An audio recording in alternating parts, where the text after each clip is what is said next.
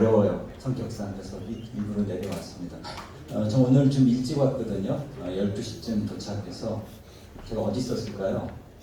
지금까지 도서관에 있었습니다. 시청 앞에 있는 도서관. 작지만 좀 마음이 편안하고 집중이 잘 되더라고요. 정말 여러 도서관을 다니는데 품격 있는 도서관이라고 느껴졌습니다. 빈말이 아닙니다. 저는 빈말 못하는 사람이고요. 느껴져야지 말이 나오는 사람인데 여러분 좋은 도서관을 갖고 계신 걸 부럽게 생각했습니다. 오늘 짧은 시간 동안에 너무 큰 얘기를 해야 되는 부담이 있는데 평소에 제가 생각했던 것 몇 가지 좀 정리해서 말씀드리겠습니다. 이 영화 보셨나요? 네. 보신 분? 안 보셨으면 꼭 보시기 바랍니다. 넷플릭스에도 있고요. 굉장히 좋은 영화로 한국 영화사에 기록될 겁니다. 주인공이 형사죠. 그리고 피의자와 사랑에 빠진다고 할까요? 그래서 이 형사는 굉장히 본업에 충실하고 철두철미한 살인범을 잡는 것에서 삶의 보람을 느끼는 그런 사람입니다. 직업 정신이 굉장히 투철한 사람인데 피의자와 사랑에 빠지면서 그 사람이 범죄를 저질렀음을 알면서도 그 증거를 숨겨주는 그런 과정이 그려집니다. 그리고 나서 나중에 이 다시 여자 만나고 나서 했던 말, 이 영화의 전체 여러 대사 중에 사람들이 잊지 못하는 대사 가운데 하나가 바로 나는요 완전히 붕괴되었어요. 외형적으로 이 사람은 붕괴되지 않았습니다. 그 일이 발각돼서 형사직을 뺏겼다든지 그게 문제가 돼서 사직을 했다든지 세상에 알려지지조차 않았습니다. 이분은 자기 기준이 굉장히 높아요. 자기가 볼 때 자기가 끝났다는 겁니다. 형사로서 붕괴란 말을 아주 엄격하게 쓰고 있는 거죠. 저 대사를 보면서 저는 생각했습니다. 나는 언제 붕괴되는 걸까? 붕괴된다면 여러분 삶이 붕괴된다고 느끼신 적 있습니까? 여러 가지가 있을 겁니다. 우리 전에 멘붕이라는 말 많이 썼죠. 요새는 많이 쓰는지 모르겠는데 멘탈 붕괴해서 무너지는 건데요. 언제 사람이 무너질까요? 몇 가지가 있습니다. 일단 건강 때문에 무너지는 경우가 있고요. 그 다음에 경제적으로 무너지는 경우도 있죠. 그 끝에 벼랑 끝에 몰리면서 자살까지 하는 경우가 심심치 않게 있습니다. 자, 건강과 질병 말고 또 붕괴되는 경우가 언제가 있을까요? 명예가 실추되는 거 아닐까요? 예전에 있었던 어떤 자기의 과오로 인해서 예를 들어 학교 폭력의 전력이 드러나면서 선수 생활도 못하고 방송인으로서 하차하고 이런 일들이 종종 있습니다. 또 다른 붕괴가 있을까요?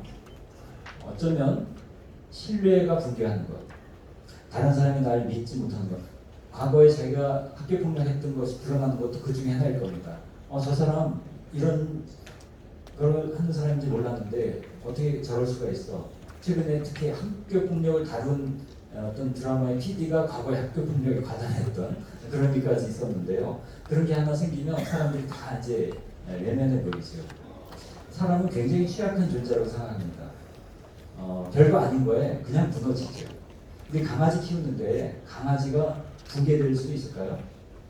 동물의 세계에서는 잡혀 먹는 거 말고는 또는 어떤 가끔 아주 중한 병에 걸려서 그냥 생명이 끊어지는 거 말고는 붕괴되는 일이 없습니다. 동물의 세계에서는 붕괴는 곧 그냥 죽음 그 자체일 뿐이죠. 근데 사람은 달라요. 죽지 않았는데도 사회적으로 끝장나버리는 그런 일들이 많이 있습니다. 또는 다른 사람들이 자기한테 뭐라고 하지 않는데도 그야말로 멘탈이 붕괴되는 경우도 있습니다. 여러 가지 정신질환이 그걸 다 지금 보여주고 있죠. 우울증, 공황장애, 불안장애 어마어마하게 지금 늘어나고 있습니다. 옛날보다 훨씬 더 살기 좋아졌고 모든 게 편리해졌는데 왜 우리가 이렇게 살기 어려워졌는가? 한번 이렇게 생각해봤습니다. 여러분 점점 줄어드는 게 있는데요. 뭐가 줄어드냐면 여러 가지가 있지만 저는 불편이 줄어든다고 생각합니다. 불편. 옛날보다 더 불편해진 게 있나요? 점점 더 편리해지지 않습니까? 도구 엄청나게 좋아집니다. 교통 점점 빨라집니다. 지금 세탁부터 시작해서 제가 손주 지금 나서 100일 다 돼가는데 제 딸이 손주 키우는 걸 보니까 제 딸 키울 때에 비해서 너무나 많은 좋은 도구들이 생겼더라고요. 옛날보다 불편해지는 게 좀 있다면 교통이 좀 신중되는 거 정도밖에 없을 거예요. 그런데 불편이 줄어든다고 해서 불행이 줄어들지 않죠. 우리 점점 불행해진다고 느낍니다. 왜 그럴까요? 불편이 줄어들지만 늘어나는 게 있습니다. 세 가지인데요. 불, 안, 보고 있을까요? 불, 만, 또 하나 있습니다. 불 뭘까요? 신입니다. 이 세 가지는 불입니다. 불편이 아무리 줄어들어도 이 세 가지가 줄어들지 않습니다. 오히려 더 늘어나기도 합니다. 우리의 불행은 여기에서 오죠. 불편이 줄어든다고 불행이 줄지 않고 불안, 불만, 불신이 늘어나는 데서 오는 것이 불행입니다. 저것을 줄여가는 것은 도구로, 과학기술로 하는 데는 한계가 많습니다. 인문도시를 얘기하는 것은 어떻게 하면 저 세 가지를 좀 더 줄여갈 수 있을까? 이건 사람만이 할 수 있는 그런 과제라고 생각합니다. 지금까지 우리가 익숙해왔던 그런 문명의 방향에서 전환하지 않으면 안 되는 그런 시대에 접어들었습니다. 기후변화가 가장 대표적인 것이기도 하고요. 기후변화뿐 아니라 우리의 삶의 어떤 여러 가지 습관들, 당연시 여겨졌던 시스템부터 우리 마음의 문의들 이런 걸 다 살펴보는 시대가 된 거죠.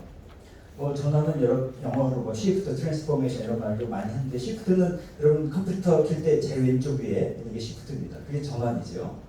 그걸 칠 때마다 우리가 뭘 전환해야 되나 이런 생각을 해보시기 바랍니다. 제가 재밌는 시가 있어서 하나 가져왔는데 한번 보세요. 신청이 그 아빠에게 공양미 300사 영수증을 내밀며 말했다. 뭐라고 했을까요? 다음엔 아빠가 빠져. 인문학이라는 건요 발상의 전환입니다. 한번 뒤집어 보는 거죠. 아빠가 빠지라는 게 또 불효자식이지만 저렇게도 생각해 볼 수 있는 거죠. 왜 세상에 사실 그런 아빠가 있을까요? 좋은 아빠일까요? 자기 눈뜨게 하기 위해서 딸이 바다에 빠지는 걸 괜찮다고 할 사람은 없지 않습니까? 근데 한 번도 우리는 그거에 대해 질문하지 않고 그냥 신청이면 흘려 이렇게 받아들인 거죠. 왼쪽에 물을 깃던 콩쥐가 팥쥐 손을 부여잡고 말했다. 뭐라고 말했을까요? 우리 같이 가자. 콩쥐와 팥쥐가 서로 질투하는 사이가 아니라 이렇게 힘을 합쳐서 새로운 삶을 개척하는 그런 주체가 될 수 있는 그런 것을 얘기해주고 있죠. 마침내 거북이가 걸음을 멈추고 잠들어 있는 토끼를 깨웠다. 토끼와 거북이 이야기입니다. 토끼와 바다로 가야겠다. 바다로 간다는 건 두 가지 의미입니다. 토끼와 거북이가 육지에서 경주할 땐 당연히 토끼가 유리하죠. 우리 한 번도 바다에서 경주하는 건 왜 안 되지? 그럼 거북이가 껌값인데 훨씬 더 유리하지 않습니까?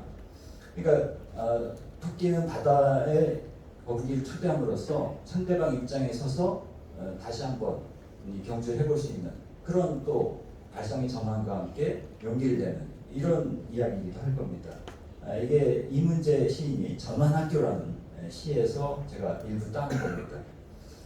인문이라는 것은 골치 아픈 이야기이기도 하지만 이렇듯 그동안 당연시됐던 것들을 다시 한번 뒤집어보고 상식을 점검하는 그런 작업이기도 하다 이런 생각을 해보게 됩니다.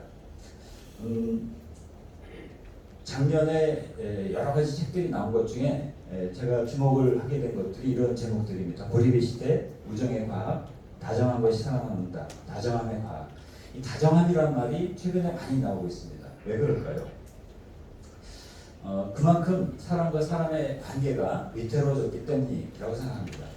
일본의 어느 정신과의사가 쓴 책을 봤는데 이분이 자살 관련된 그런 여러 가지 연구 프로젝트를 하셨어요. 그분이 그 과정에서 어떤 경험을 했는가 하면 일본에서도 자살 많이 하는 그런 다리가 있거든요. 그 다리에 CCTV를 설치해 놓고 사람들이 자살 직전에 보이는 행태. 제가 생각엔 그 CCTV 걸어놓은 분들은 자살할 것 같으면 바로 가서 잡을 텐데 하여튼 그걸 다 찍어서 나중에 다시 분석하는 거였대요. 근데요, 제가 여러분한테 문제 내드릴게요. 사람들이 자살하기 직전에 가장 많이 하는 행동이 뭘 것 같아요? 다리에 가서 자살하려고 딱 이제 마음 먹고 가서 이제 몸을 던질 거 아닙니까? 그 직전에 하는 행동 중에 가장 많은 거 신발 벗는 거예요. 신발 안 벗을 신발 글쎄요 신발 꼭 벗어요. 그럴 수도 있겠네요. 또요 물건 꺼내놓는 거예요. 이분이 놀란 게요 스마트폰을 본대요. 왜 볼까요? 스마트폰 검색을 하고 뉴스 찾아서요? 아니죠. 자기한테 혹시 연락 온 게 없나 이걸 본다는 거죠. 이건 물론 확인 안 되지만 자기 정신과에서 여러 가지 상담도 해봤지만 그게 아닌 볼 일이 없다는 거죠. 그 이야기는 뭐냐면 만약에 그때 누군가가 자기한테 어떤 한마디를 던졌다면 자살 안 할 수도 있는 그런 상황이라는 거죠.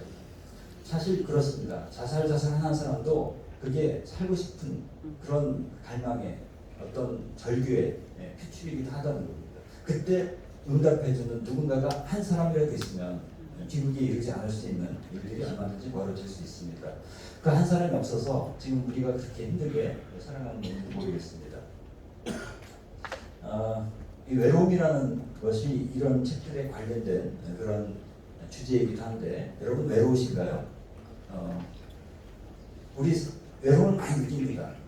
근데 우리 외롭다는 말 잘 안 합니다. 상대방한테 외롭냐고 물어보지도 않습니다. 혹시 퀴즈, 우리 사회에서 외로우세요? 이렇게 묻는 제일 많이 물어보는 사람이 누굴까요? 정답, 제이족. 맞죠? 네. 그분들은 정말 기가 막히게 압니다. 우리의 취약점을. 네. 그만큼 우리가 외롭다는 걸 말조차 할 수 없는 그런 깊은 외로움에 다들 쌓여 있습니다.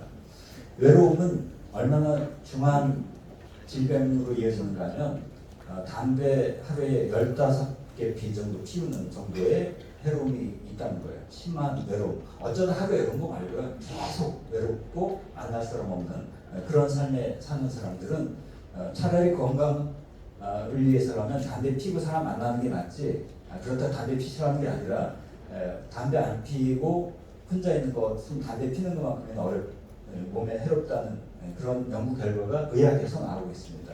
인류는 오래전부터 늘 함께 지냈고 관계 속에서 자기를 확인했기 때문에 이런 얘기 나오겠죠. 면역력이 그로 인해서 떨어진다. 유전 정보보다 위편 번호가 더 중요하다. 이런 얘기가 저 다정함의 과학의 책에 제가 봤는데요. 무슨 얘기냐면 그 사람이 건강한지 아닌지 유전자를 검사하면 나올 수 있지 않겠어요. 근데 그거 못지않게 어디 사는가, 주소, 그 얘기예요. 그 거주지, 그 거주지의 분위기, 그 동네가 얼만큼 인간관계가 풍부한가 아닌가로 그 사람의 건강을 가늠할 수 있다. 이만큼 우리는 공동체 이런 것이 중요한 삶의 과제가 된 거죠. 관계제 이런 표현도 많이 하고 있습니다. 관계라는 것도 하나의 재화다 하는 거죠. 저기서 재는 재화, 돈만큼 중요한 재산이라는 거죠. 관계가 재산이다 그런 얘기입니다.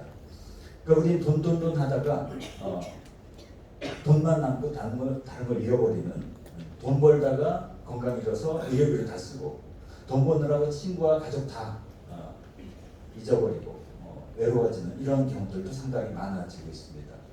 그래서 죽기 직전에 돈을 많이 가진 사람 중에는 다른 사람과의 관계 때문에 아쉬워하는 그런 경우도 굉장히 많이 있다는 그런 얘기를 들었습니다.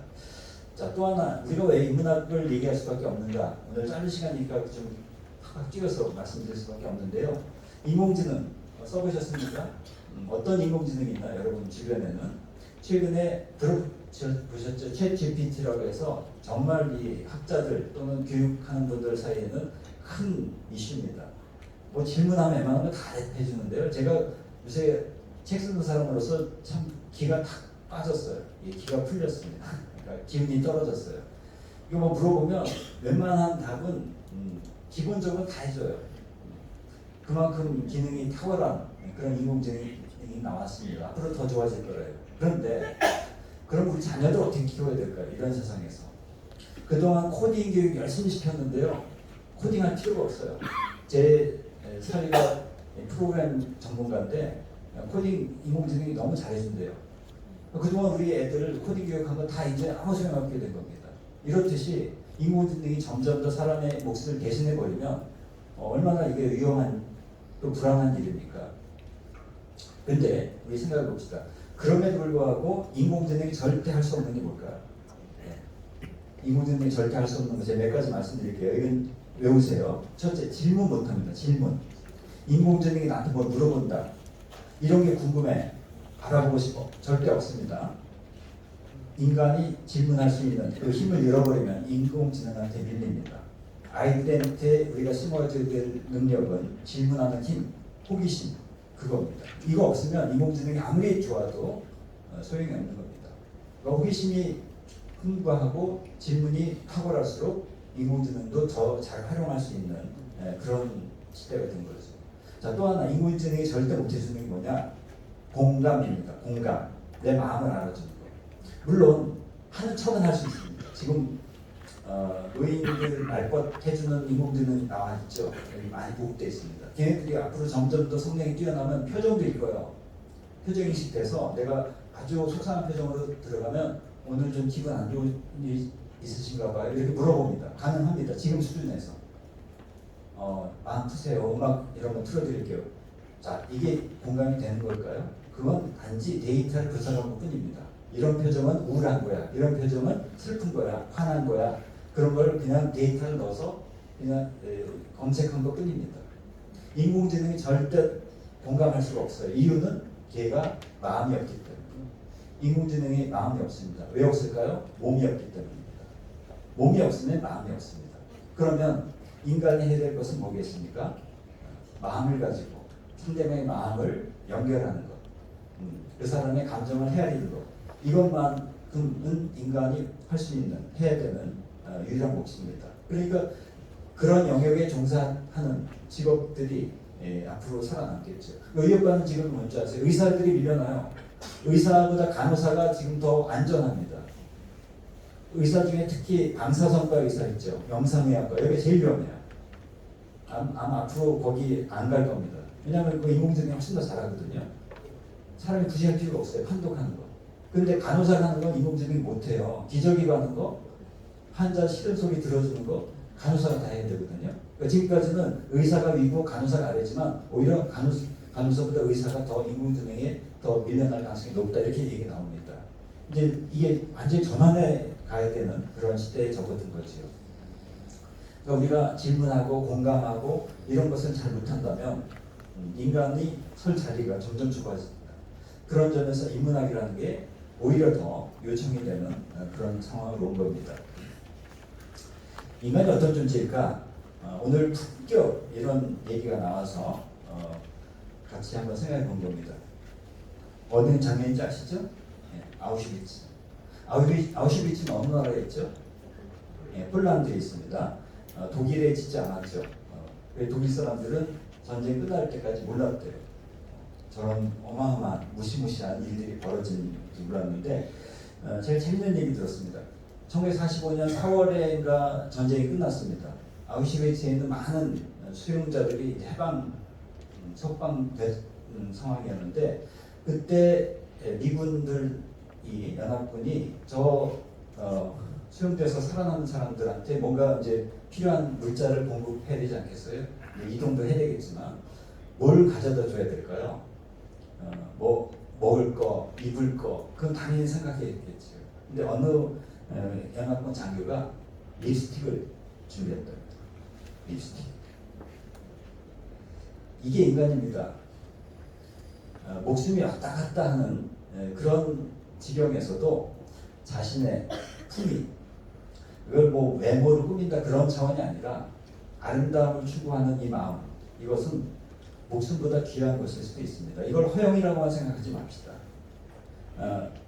인간은 그런 존재지요.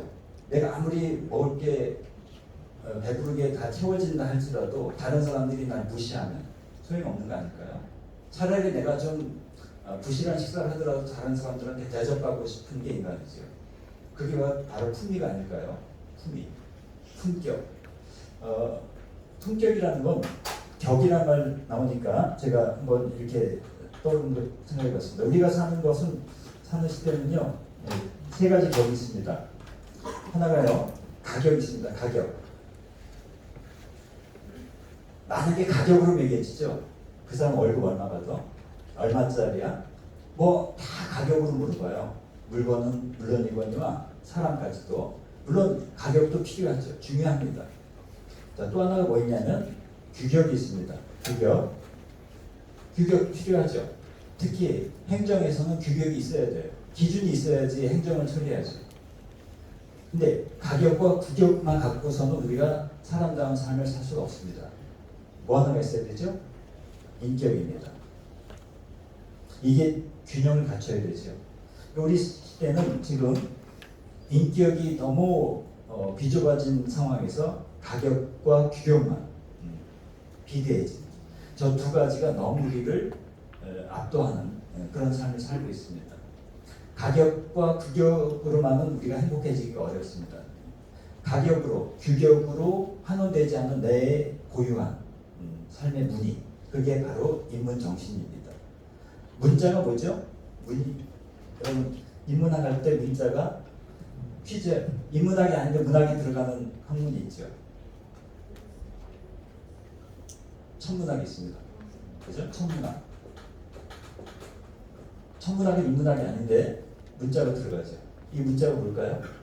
이게 요자도 되는데요. 문입니다. 문이. 그러니까 하늘의 문의를 연구하니까 천문학이죠. 별자리. 인문학은 사람의 문이죠. 사람의 문의가 뭘까요? 지문도 사람의 문이에요. 지문할 때 문자가 문자입니다. 근데 그건 인문학과 관계없고요. 우리의 마음이죠. 마음의 문의를 연구하는 것, 그게 인문학이라고 생각하면 됩니다. 근데 우리는 자기 마음을 잘 돌아보지 않고 다른 사람 마음도 잘 모르고 그냥 규격과 가격에 의해서만 서로를 재단하고 평가하는 이렇게 삶을 살다 보니까 너무 삶이 삭막해진 거죠. 학교에 무슨 아이들 사이에 폭력이 생겼다. 학교폭력위원회로 가는 건 규격입니다. 법적인 원칙. 물론 그것도 필요할 때는 해야 되는데 그 이전에 인격으로 풀어야 되는 단계를 한번 거치면 훨씬 더 부드러워질 텐데 그걸 못하는 거죠. 그런 마음의 기술을 우리가 잃어버린 시대에 살고 있는 것 같습니다. 이제 몇 가지 슬라이드만 보여드리고 마무리할 텐데요.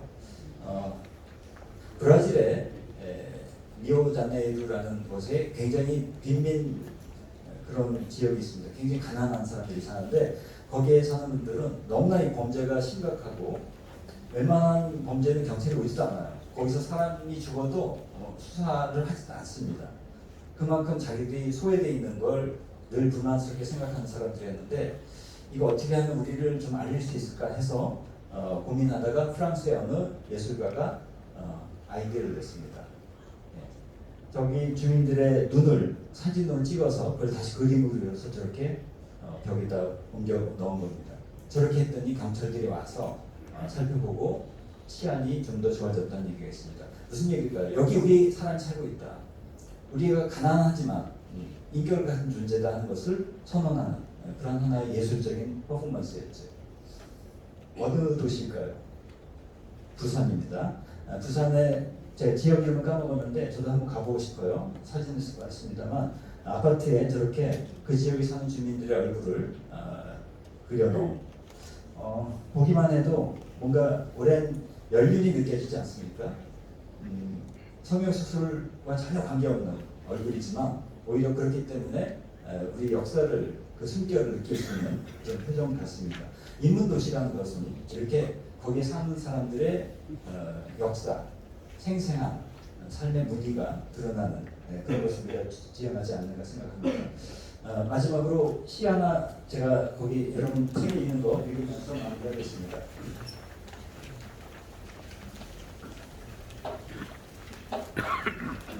왼쪽 이제 페이지가 안 나오나요?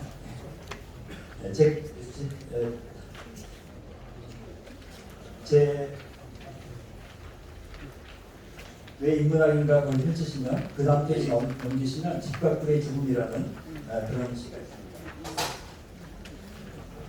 이 시를 읽으면서 마무리하겠습니다. 집밥불의 죽음 우리 시와 오늘 나는 인간에 대해 생각한다. 인간이란 무엇인가? 가령 옆집에 사는 다운 죽은 아이는 인간으로서 어떤 결격 사유가 있는가? 그날은 그 해의 가장 추운 날이었다. 겨울이었고 대문 두드리는 소리에 밖으로 나가보니 그 아이가 서 있었다.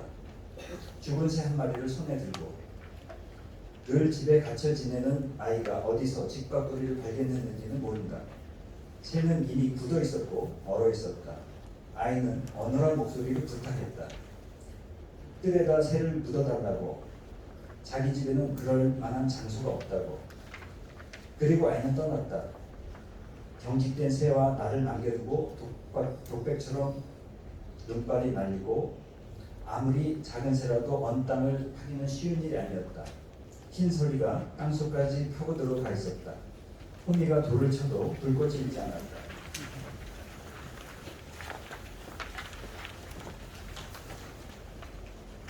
아이가 돌아온 것은 그때였다. 다시 뱀을 두드리는 소리가 났고 아이는 신발 hul짝을 내밀며 말했다. 새가 춥지 않도록 그 안에 넣어서 묻어달라고. 한쪽 신발은 신은 채로 양말도 신지 않은 맨발을 하고서 새를 묻기도 전에 눈이 쌓였다. 인간이란 무엇인가? 이해하기 때문에 사랑하는 것인가? 사랑하기 때문에 이해하는 것인가?